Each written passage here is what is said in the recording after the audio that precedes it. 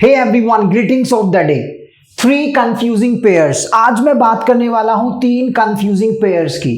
कई बार कई सारे बच्चे मैंने सुना है दे स्पीक रोंग, वो गलत बोलते हैं या वो कंफ्यूज्ड हैं कि एग्जैक्टली हमें इन वर्ड्स को कैसे यूज करना है। और वो कौन से पेयर्स हैं वो आप इधर देखिए। तो जो पहला है that's everyday and every day. दोनों में डिफरेंस देख लीजिए, ये एक वर्ड है, ये 2 वर्ड्स हैं।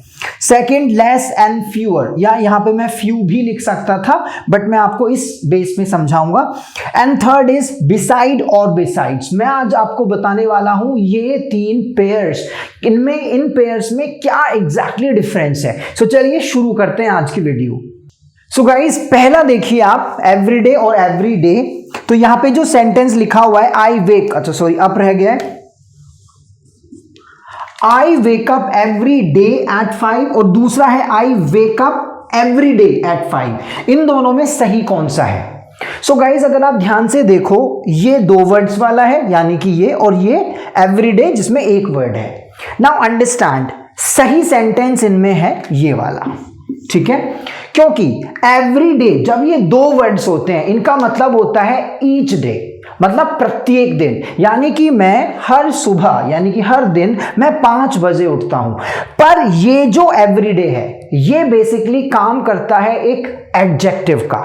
एवरीडे एक एडजेक्टिव का काम करता है जब ये 1 वर्ड है। इसका मतलब होता है, जिसका मतलब इट मींस यूजुअल, जो काम यूजुअली होता है, कॉमन है, ऑर्डिनरी है, तब हम इसको बोलते हैं एवरीडे। जैसे in Delhi, traffic jam is an everyday thing. Traffic jam is an everyday thing, यानी कि जो ट्रैफिक जैम है वो रोज का होने वाला एक चीज है, रोज की होने वाला एक काम है ट्रैफिक जैम। सो तब हम यूज करेंगे ये वाला एवरीडे। सो एवरी डे अगर हम कह रहे हैं कि ईच डे यानी कि रोज, प्रत्येक दिन, तब हम यूज करेंगे एवरी डे अलग अलग। लेकिन अगर कोई चीज हम कह रहे हैं कि ये तो यार यूजुअली होता है, ये तो कॉमन है, तब हम करेंगे एक साथ एवरीडे। आई होप ये आपको समझ में आ गया होगा। Now look at the second one. तो यहां पे लिखा हुआ है लेस एंड फ्यूअर। अब यहां पे 2 सेंटेंसेस मैंने लिखे हैं my friends. There are fewer apples in the basket, या फिर there are less apples in the basket. कई बार आपने सुना होगा लोग कहते हैं कि there were less people in that area, और there were less women in that market. So when we say, अब ये हमारा गलत यूज है क्योंकि लेस हम यूज करते हैं अनकाउंटेबल्स के लिए और काउंटेबल्स के लिए हम यूज करते हैं फ्यू, या फिर जो उसकी कंपैरेटिव डिग्री है फ्यूअर। अब यहां पे जो एप्पल्स हैं, एप्पल्स तो काउंटेबल हैं, तो जो भी चीजें काउंटेबल होगी वहां पर हमें यूज करना है फ्यू या फिर फ्यूअर।